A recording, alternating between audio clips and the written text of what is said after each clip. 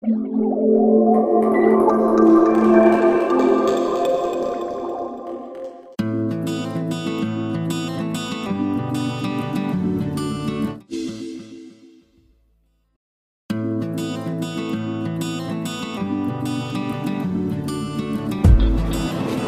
and welcome to the Ooze.tv. My name is Spencer Burke, your host for ThinkFwd. In today's episode, we're joined together with Ken and Deborah Loyd, as well as Jessica Roy. And we are here at the Bridge in Portland, Oregon.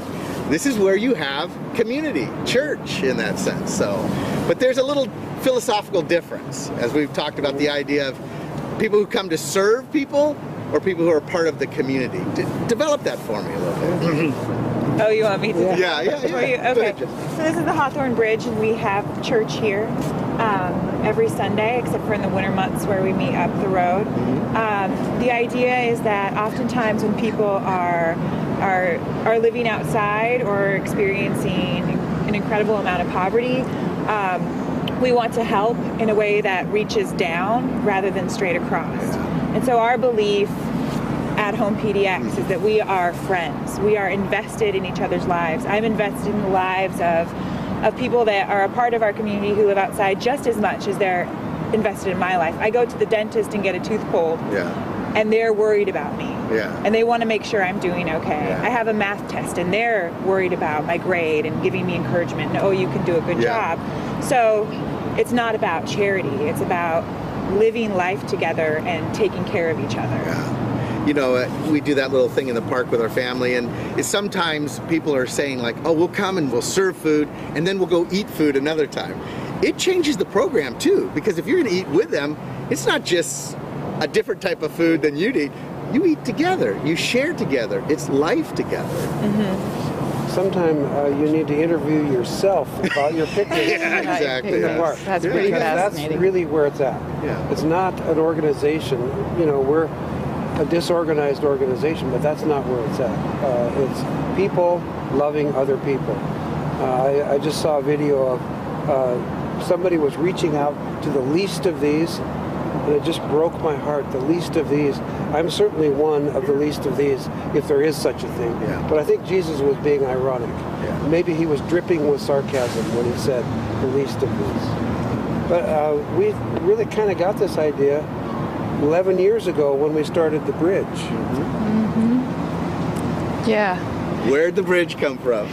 Well, the Bridge, we started the Bridge because church seemed all upside down.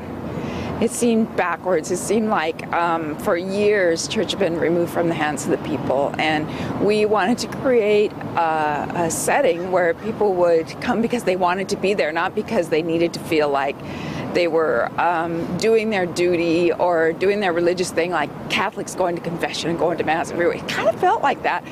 And we decided to develop a fun thing that put it back into the hands of the people. And that's what we did. And this church is a send out from the Bridge. And so we gathered about 8 people in our living room, and we said, if we brought our religion, our suburban religion to you, we'd kill you.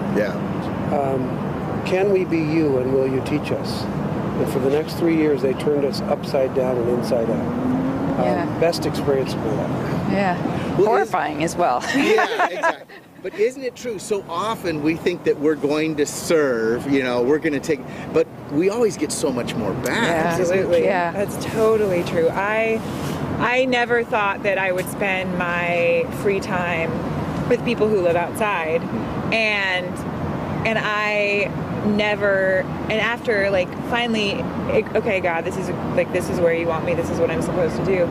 I never thought that I would be ministered to and blessed more and loved more than I could ever possibly like do the work of God. Right. Like I get so much more from it, and I get to see people taking care of each other, and I didn't make that happen.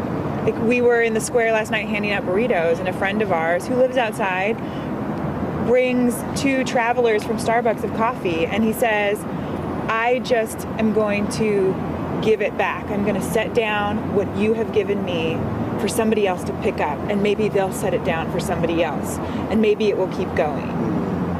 that happens because love exists and acceptance exists. And who you are right now in this moment, which is what I learned from the bridge when I was 18. Yeah. Who you are right now in this moment is enough. It's powerful. When many times we're there to try to teach the lesson and we miss listening. Yeah. We miss the lesson that God has for us. We did something a few weeks ago right here. We do ordination with the bridge and with HomePDX. And for a lot of people, they're fleeing the idea of ordination because it means hierarchy and approval, and you have to have all the schooling and everything. But the way that we do ordination is from the bottom up. And Jessica, in fact, was ordained a few weeks ago, and it was the most beautiful thing because she stood right over here, and the whole community came in and laid hands on her and ordained her to recognize her and respect her as somebody who gives her life for this community. And it was a completely, if you want to be the greatest, you have to be the servant of all. It was beautiful. Well, and the idea that ordination happens from outside, how Right. could that be true in a sense compared to your community, that from within, the power and authenticity comes from the people? Yep. The community spoke, and then we just re-spoke what they spoke. I was standing right up there, and I'm usually pretty glib and have lots to say, and I was utterly speechless. Some of these guys lived outdoors for as long as 17 years, copped to almost crying, which means they were bawling like babies. It's a big deal. They were. Yeah. If they're willing to say they're almost crying. Yeah. Isn't that amazing? Okay, now before someone tries to shrink wrap and find a bridge and act on people in a sense, now and it's not like we shouldn't all be trying. Let's try and fail again. But there is a sense that you don't just come here and do a church service. Here's an announcement. You didn't take it from the building and put it under the bridge. You rethought this in a way. What's some of the things we should struggle with? We tore everything down, and we gave love back, and that's it.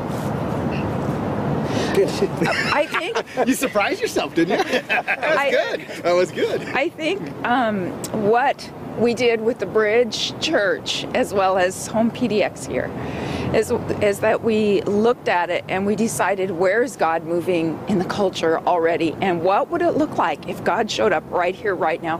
What would that look like to the people? And to the people here, the homeless community, it would look like Providence.